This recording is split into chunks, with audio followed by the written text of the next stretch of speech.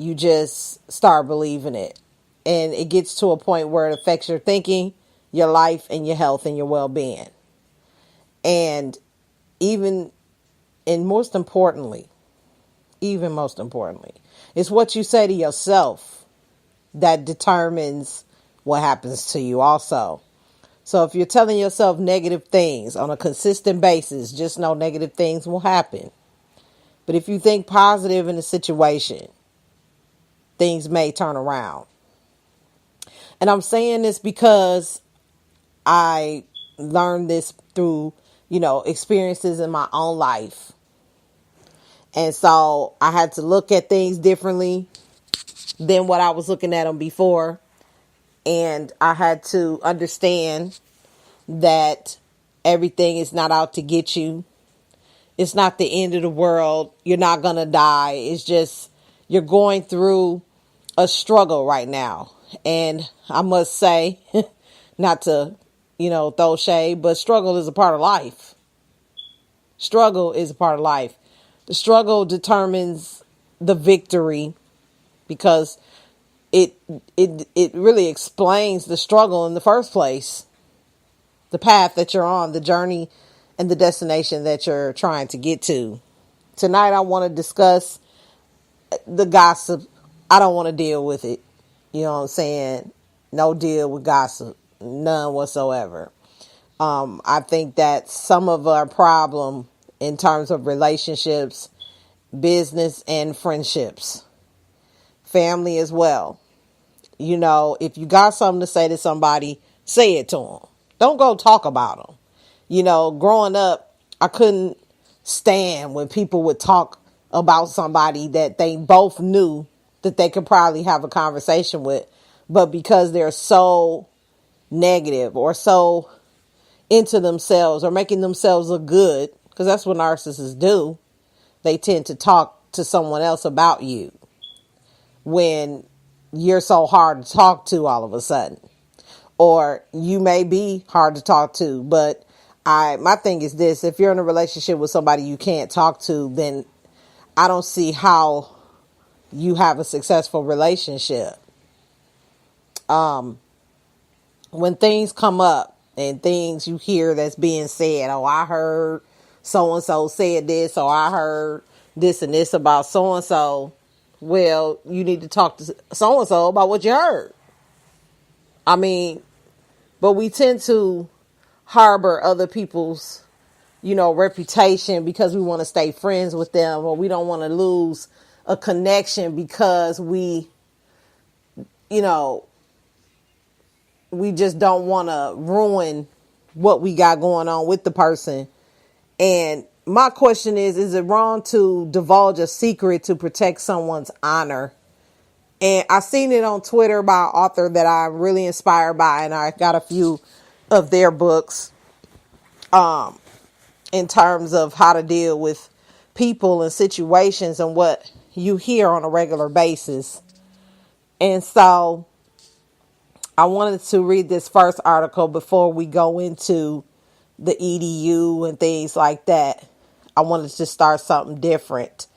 And first of all, thank you to all the listeners and tuners ins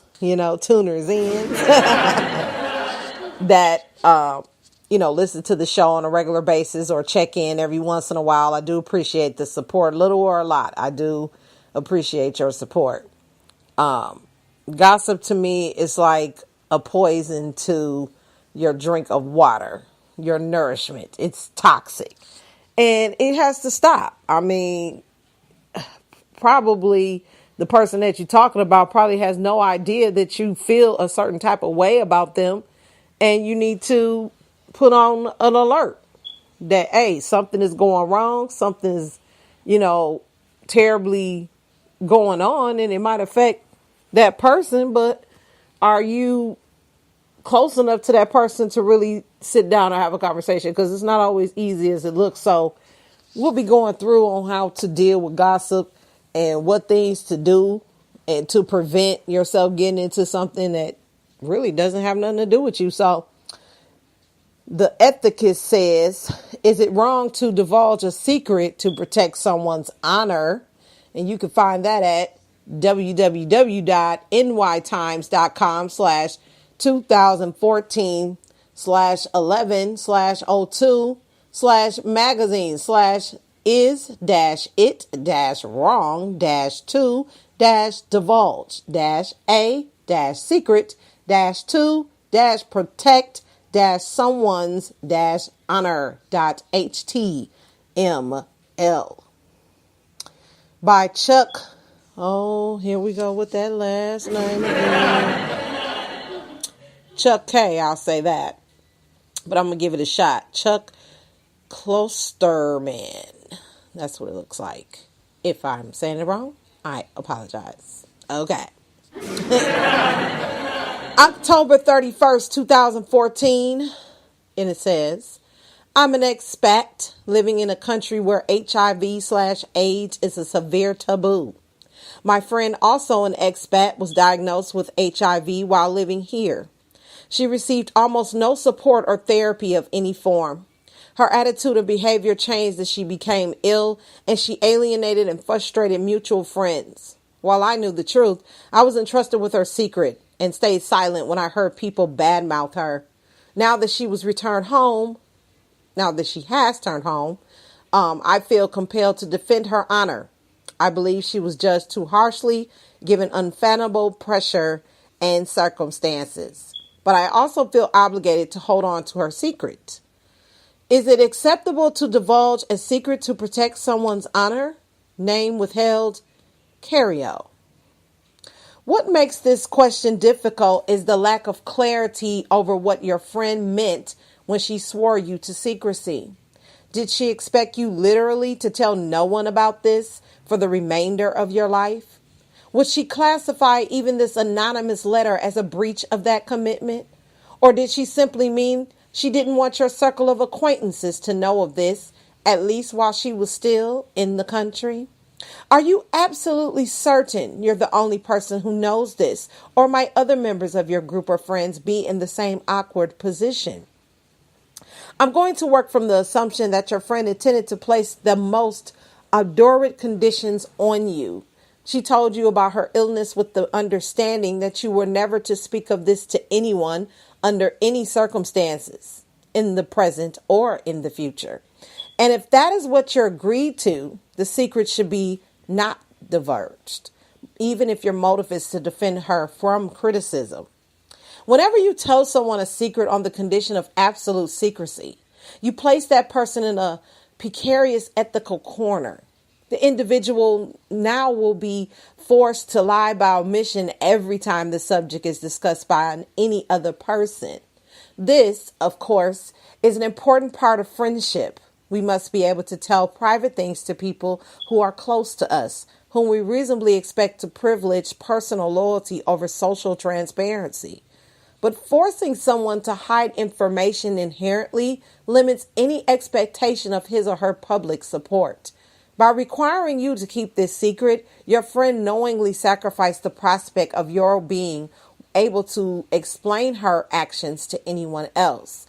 You can still defend her in vague terms, but you can't explicitly justify quite justifiable change in her personality.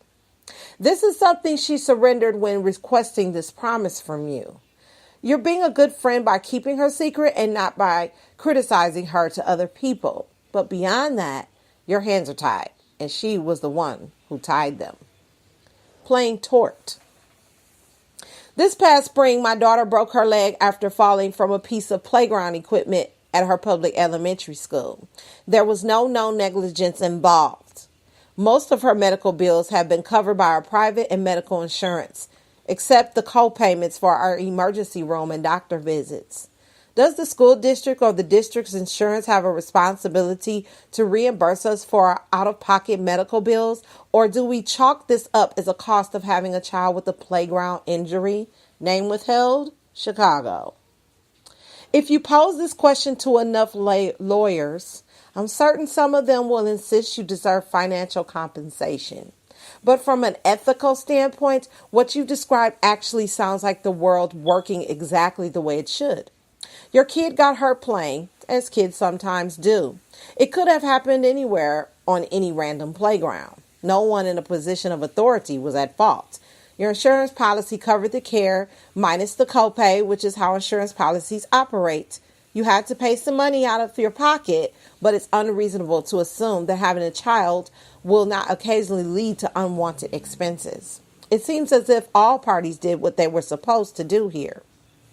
Blaming the dog. I recently visited some friends and took my dog along. As soon as I entered their yard, my dog set off after their cat. The cat ran away in fright and didn't return for several hours.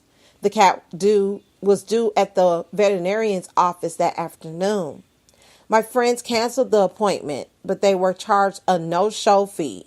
My friends claim I should pay it. Should I? James, California.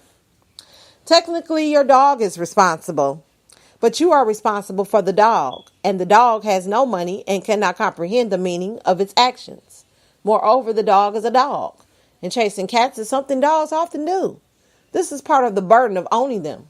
Pay the bill. Yeah, y'all. So comment below live in the chat room what you think about this article. You know, is it wrong to divulge a secret to protect someone's honor? Is it wrong to divulge a secret to protect someone's honor? So when we come back, we'll be talking about how to deal with gossip for our EDU. So some pointers I had from this article was, first of all, alert your friends that a rumor is going around. It may or may not be you, but pay not attention to it, because I know it's not true and I have evidence to prove that. And, with that, stay away from the rumors. If you can avoid them, avoid them. And then it's some questions that I had to ask myself in terms of stuff when I didn't do it before, because I was always wrapped up in some gossip. Come to find out the stuff wasn't even true. It was just a misunderstanding, or it was true and it wasn't supposed to be told. So that's some of the examples from the article we just read. But my first question was, have they met before? Have they told the person face to face? And then that leads me to confront the source directly. Like I said earlier, you got something to say about somebody, say it to them. But make sure you be nice. Remain polite but firm. Let them know that A, that ain't got nothing to do with me, and B, I'm out of it. Never keep secrets. If this is something that you want to tell somebody and you just want to keep it between y'all, keep it between y'all. But ask permission before you go telling this and telling that. Is it suitable to tell? Make sure that they're over it. Make sure that it doesn't bother them. Make sure. That's what relationships is all about, making sure. And also, having some empathy and caring about the other people's concerns and feelings. So if you have nothing to hide, there's nothing to keep a secret about. And on that note, stop telling your business. If you don't want it out there, don't tell it. And that's just from an old school proverb. And it does work. Just try it once. Let me know if it doesn't. I'll give you some more tips. And then ignore it. It's none of your business unless you are the target. And then you just return to the first thing on the list. So we'll be right back, y'all. Don't go nowhere.